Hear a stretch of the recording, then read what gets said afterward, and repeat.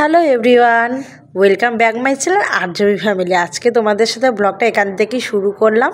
ঘড়িতে এখন 1:30 বাজে। আর তোমরা হয়তো ভাবছো যে আমি ক্যামেরাতে কথা বলছি অথচ এখানে শোনা যাচ্ছে না কেন, তাই না? আমি যখন ভিডিওটা এডিট করছিলাম তখন দেখছিলাম যে আমার কথাগুলো মানে কোনো রকম কথাগুলোই তোমার হচ্ছিল না, শুধু তোমার ভিডিওটা দেখা যাচ্ছিলো এই আর কি, যার জন্য আমাকে বাধ্য হয়ে এই পদ্ধতিতে এখন করতে হচ্ছে।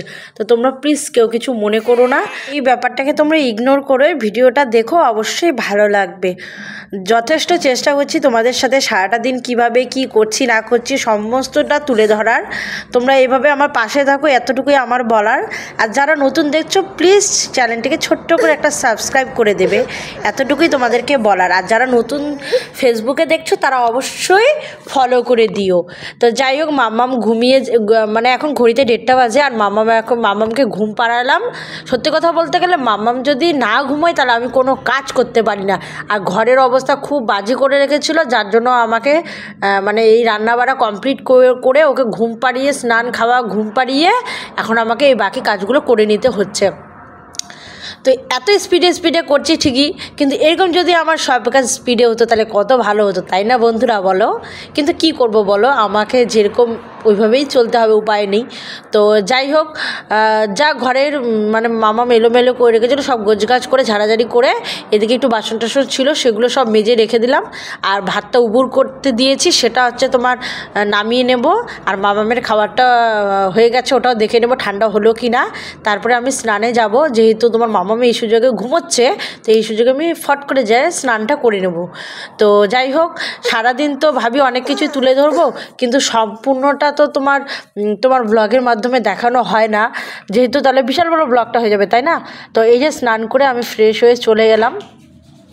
এখন এই যে সিঁদুর টিঁদুর পরে ট্রিম মেখে সিঁদুর টিঁদুর পরে তবে ঠাকুরকে পূজা দিয়ে দেবো। আর যেহেতু আমার তোমার বুঝতেই পারো একা সংসার, একা সংসারে একাই আমাকে সব কিছু করতে হবে।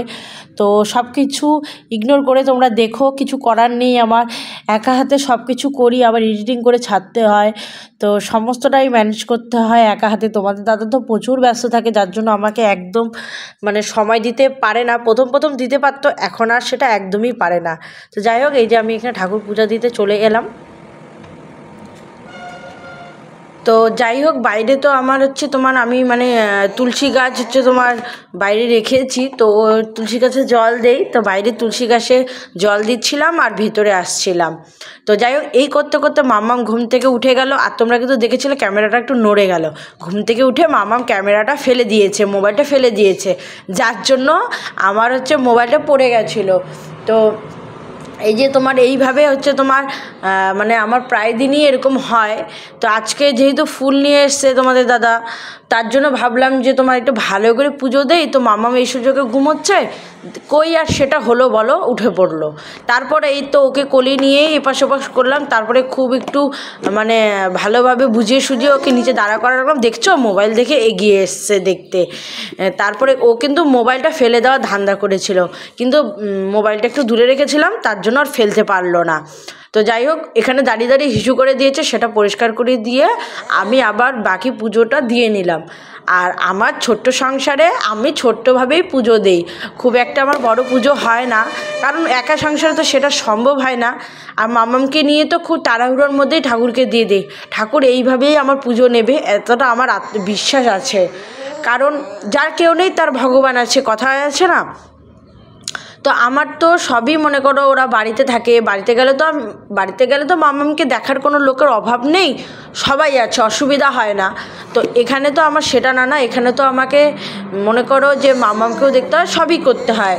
তো সব কিছুই তো তোমরা জানো, যাদের ঘরে এরকম ছোটো ছোটো বাচ্চা আছে তোমাদের সবই জানা আছে। তো যাই হোক, এইভাবে এই যে পূজাটা দিয়ে নিলাম, দেখেই নিচ্ছ। আমি আবার অত গুছিয়ে কথা বলতে পারি না বাবা, যেভাবে সবসময় কথা বলি সেভাবেই তোমাদের সাথে কথা বলা শেয়ার করছি। তো তোমাদের দাদা চলে এসছে, খিদে পেয়ে গেছিলো আর লেটও হচ্ছিলো, কোথাও যাবে বলছিল, তার জন্য ফটাফট গরম গরম চপগুলো ভেজে দিচ্ছিলাম। আর এই যে দেখো তোমাদের দাদা চলে এসছে মামুকে নিয়ে। তারপরে এই যে সন্ধ্যাবেলায় একটু শর্টস বানানোর জন্য শাড়ি পরে নিয়েছি। ও হ্যাঁ, তোমরা একটা আমাকে কথা অবশ্যই জানিও, আমাকে শাড়ি পরলে কেমন লাগে দেখতে, সেটা অবশ্যই কিন্তু কমেন্টস করবে। তো যাই হোক, আমি তো সেরকম এখানে কোনো শাড়ি টাড়ি আনিনি, 2-4টা রাখা আছে, ওই থেকেই একটা বের করে আজকে মন চাইলো একটু পরে নিলাম। মাম্মাম দেখেছো ঘুম থেকে উঠে আমাকে কিভাবে দেখছে। তারপরে এই যে তোমাদের দাদা আসার পথে ভাপা পিঠা নিয়ে এসছে, অনেক দিন থেকে খেতে ইচ্ছে করছিল। নাও। ভালো বানাচ্ছে।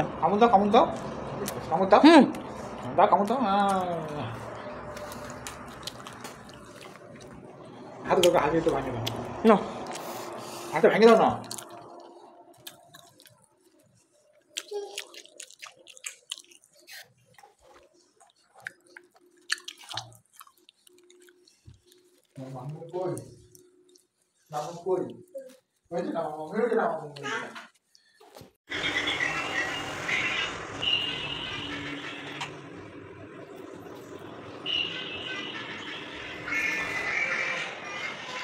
ঘরটার কি অবস্থা করে রাখছে রে ভগবান, সত্যি। মামা হাই করে দাও। ফ্লাইং কিসি, এই বাবা ফ্লাইং কিসি, শোনাই ফ্লাইং কিসি, এই যে দুষ্টু মাম্মাম দুষ্টুমি করে। ওই তো মা নাচ করো তো, একটা গান দাও তো, নাচুক একটু। गुलाबी सरारा जब करी गुलाबी शरारा, ठुमक ठुमक चलती है तू पाखरी बाठुमा, छम छमा पायल घुंघरू मस्त तनहा तना। मोबाइलটাই যাই দেখতেছে আগে। মামা টেস্টি।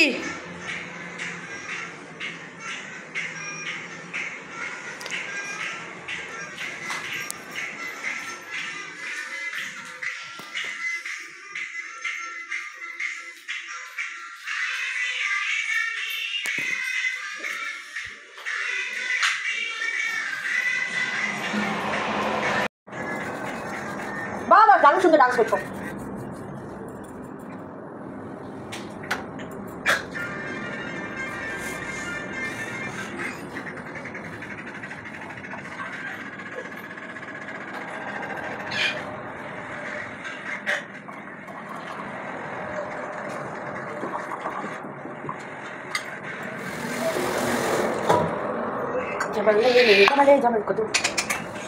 कृष्ण गोविंद हरे मुरारी, कृष्ण गोविंद हरे मुरारी, हीना देना राय। দুধ না গরম আছে। মাম্মা মাম্মা মাম্মা মাম্মা বাবা বাবা।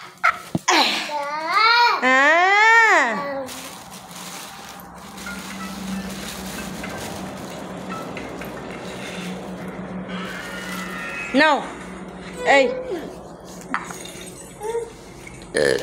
ইস কত ভালোবাসা পাপাকে। ইস পাপা শুয়ে পড়েছে, ও শুয়ে পড়েছে। বাবা বাবা বাবা। যাই হোক, ওর পাপা মানে ওর কাছে এই যে স্বর্গ। এই যে দেখতেই পাচ্ছ ওর পাপার সাথে কি দুষ্টামিটাই না করে এসে। তো যাই হোক, এই যে চা বানিয়ে নিয়েছি, চায়ের সাথে ভাপা পিঠা খাবো। আর সত্যি কথা বলতে ভাপা পিঠা আর দুধ চা আমার কাছে মানে দারুণ টেস্ট, মানে ফেভারিট একটা আমার খাবারের মধ্যে পড়ে যায়। মাম্মা বলছিল টেস্টি টেস্টি খেতে, তাই বলছিল। তো যাই হোক, তোমাদেরকে ফ্লাইং কিসি দিয়ে দিচ্ছিল। আর এই যে দেখো পেছনে তোমাদের দাদা ওই যে কাপড়গুলো ধোয়ার জন্য নিচে ফেলে রাখছে, ওখান থেকে এই গেঞ্জিটা বের করে ও ঘুরে বেড়াচ্ছে ওর পাপার গেঞ্জি পরে। তো যাই হোক, আজকের ব্লগটা কেমন লাগলো বন্ধুরা অবশ্যই কিন্তু জানাবে। আর আরেকটা কথা বলি, যারা নতুন দেখছো প্লিজ চ্যানেলটিকে সাবস্ক্রাইব করে দেবে। আর এই যে দেখো, এই দুষ্টুমি করতে করতে সারাদিন কিন্তু আমার পার হয়ে যায়। আলাদা করে কোনো মানুষ লাগে না কথা বলার জন্য, গল্প করার জন্য, ওকে নিয়েই আমার সারাদিন এইভাবে পাস হয়ে যায়, কিছু করার নেই। তো ঠিক আছে বন্ধুরা, সবাইকে গুড নাইট, সবাই ভালো থেকো, সুস্থ থেকো, আর আমার পাশে